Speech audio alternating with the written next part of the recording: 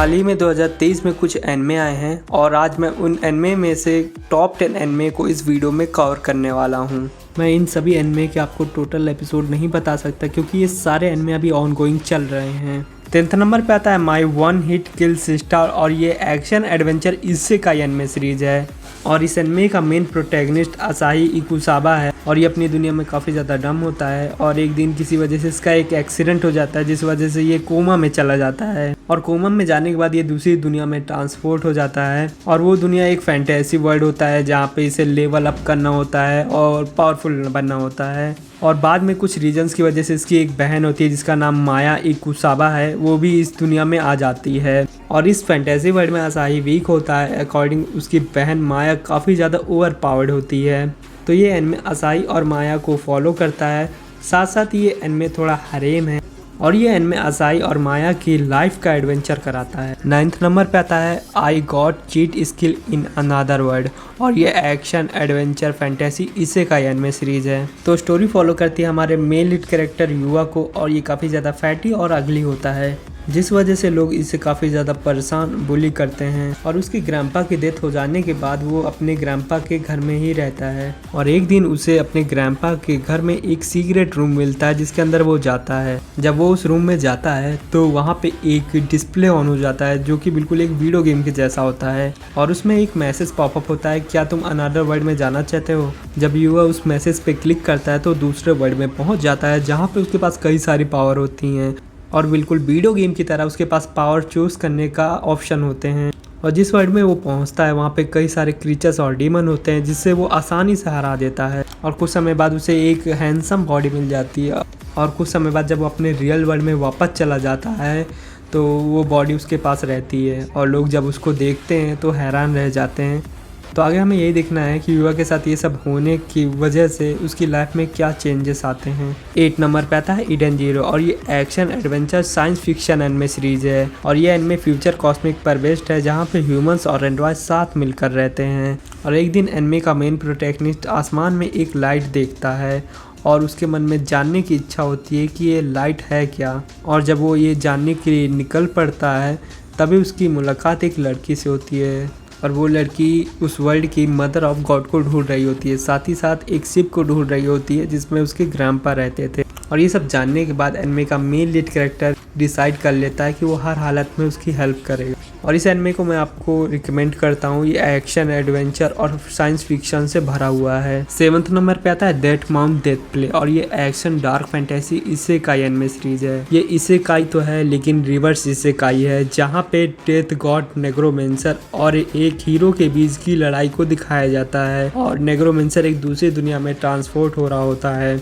और ये दुनिया लगभग सिमिलर है हमारी दुनिया जैसी। और जब नेग्रोमेंसर ट्रांसपोर्ट हो जाता है दूसरी दुनिया में जहाँ पे वो अपने आप को एक मरे हुए लड़की के बॉडी में पाता है और जब नेग्रोमेंसर वहाँ पे अपने आप को पाता है तो वो उस दुनिया के काफ़ी सारे नेगेटिव पॉइंट्स को नोटिस करता है। और मैं आप लोग को बता दूँ नेग्रोमेंसर कोई हीरो नहीं है, ये एक विलन है। तो ये एनिमे एक विलन की स्टोरी को फॉलो करता है। तो आगे क्या क्या होता है उस दुनिया में पहुंचने के बाद ये क्या करता है ये सब जानने के लिए आपको इस एनिमे को देखना पड़ेगा। 6th नंबर पे आता है माई होम हीरो और ये crime suspense drama anime series है और इस एनिमे का मेन प्रोटैगनिस्ट एक ओल्ड मैन लूजर है जो कि अपनी बेटी और अपनी फैमिली को बचाने के लिए गैंगस्टर के बेटे को मार देता है और वो उस गैंगस्टर से बहुत बड़ी दुश्मनी मोड़ लेता है। और आगे क्या क्या होता है यही हमें इस एनिमे को देख के जानना है।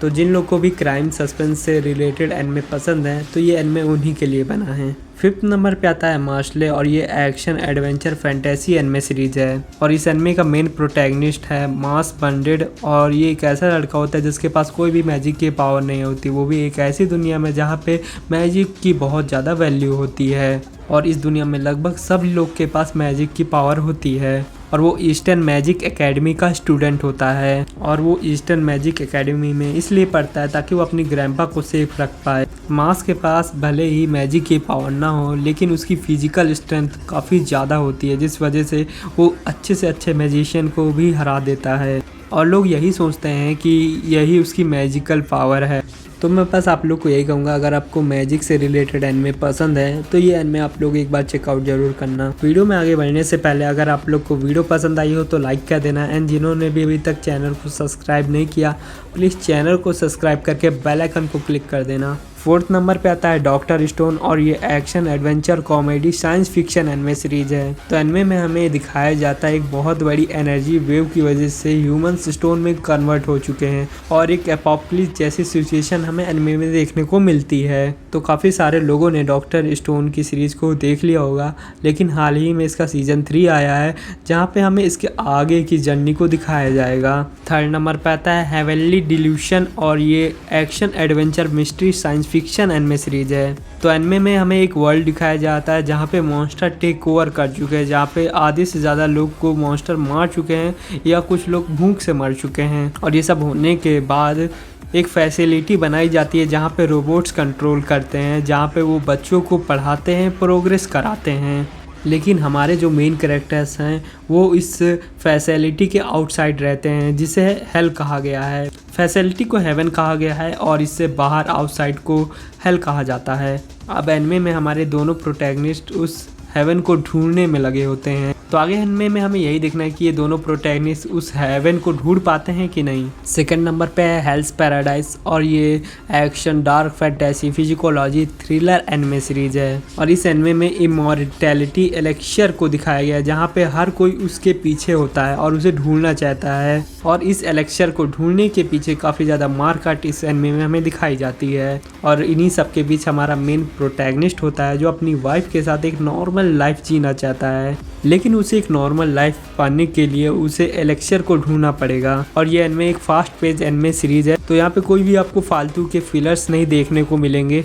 और इस एनिमे में लगभग जितने भी कैरेक्टर्स होते हैं वो सब क्रिमिनल्स होते हैं, और हमारा मेन प्रोटैगनिस्ट एक रॉक निंजा होता है जिससे सभी क्रिमिनल्स लड़ने से डरते हैं क्योंकि वो बहुत बुरी तरीके से लोगों को मारता है। बेसिकली इस एनिमे में एक पैराडाइज को कवर किया गया है जहाँ पे लोग मानते हैं कि वहाँ पे एलेक्शियर मिल सकता है, और सारे के सारे क्रिमिनल समुराई वहाँ पे आ जाते हैं। लेकिन ये सिर्फ दिखने में पैराडाइज लगता है, जब लोग वहाँ पे पहुँचते हैं तो उन्हें पता चलता है ये पैराडाइज नहीं एक हेल है। आगे हमें यही देखना है हमारा मेन लीड कैरेक्टर उस एलेक्शियर को ढूंढ पाता है कि नहीं। 1st नंबर पे आता है ओशिनोको, और ये drama mystery super natural anime series है, और ये 2023 की बहुत ट्रेंड में चल रही एनिमे है। तो बस मैं आपसे यही कहूँगा, मैंने तो ये एनिमे देखा है, आप लोग ज़रूर एक बार देखना। बात कर लेते हैं इसके प्लॉट की, जहाँ पे हमें गोरो नाम के एक डॉक्टर को दिखाया जाता है जो कि एक 16 साल की आइडर को पसंद करता है, और इस 16 साल की आइडर का नाम आई होता है। और कुछ समय बाद हमें पता चलता है कि कुछ साल पहले गोरू की एक पेशेंट होती है जिससे कैंसर होता है, और वो आई की बहुत बड़ी फ़ैन होती है, और कैंसर की वजह से वो मर जाती है। और उसी के बाद डॉक्टर गोरू आई का फ़ैन हो जाता है। तो मैं इस एनिमे का पूरा प्लॉट नहीं बताने वाला वरना स्पॉइलर हो जाएगा, तो बस मैं आप लोग को ये बता दे रहा हूँ कि डॉक्टर गोरू का किसी वजह से मर्डर हो जाता है। तो आगे क्या क्या होता है यही सब आप लोग को जानने के लिए इस एनिमे को देखना पड़ेगा। तो सुनने में तो यही लगेगा कि ये एनिमे बिल्कुल नॉर्मल है, लेकिन जब आप इस एनिमे को देख लोगे तो आप लोग को पता चलेगा कि इसकी स्टोरी कितनी यूनिक थी। तो आज के टॉप 10 एनिमे यहीं पे ख़त्म होते हैं। अगर आप लोग को वीडियो पसंद आई हो तो लाइक कर देना, और इसी तरह के कंटेंट के लिए चैनल को सब्सक्राइब करके बेल आइकन को क्लिक कर देना।